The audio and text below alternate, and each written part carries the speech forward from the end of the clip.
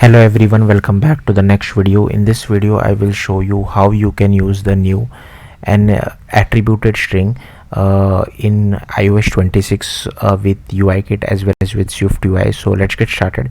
So here you can see this is a simple output of your attributed string. So all I have done is, so first I'll show you the output of UIKit. Even for UIKit I have imported SwiftUI, which I will tell you later on.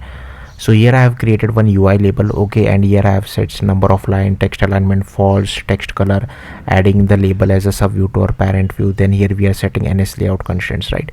Then here we are using attributed string, so this is what I'm passing to it.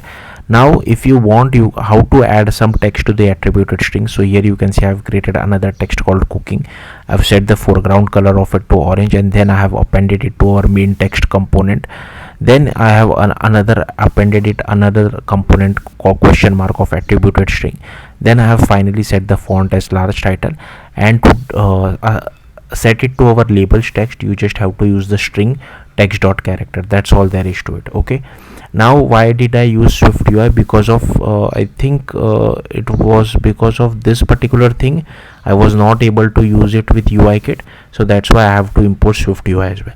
Now if you are using SwiftUI, I'll just quickly run this as well. So if you're using SwiftUI, all you need to do is just create a SwiftUI application, and here you can see again I'm using attributed string. I have set the attributed string result. Then here I have created another attributed string, set it foreground color, appended the cooking attributed string to our result. Then I have appended another thing, question mark.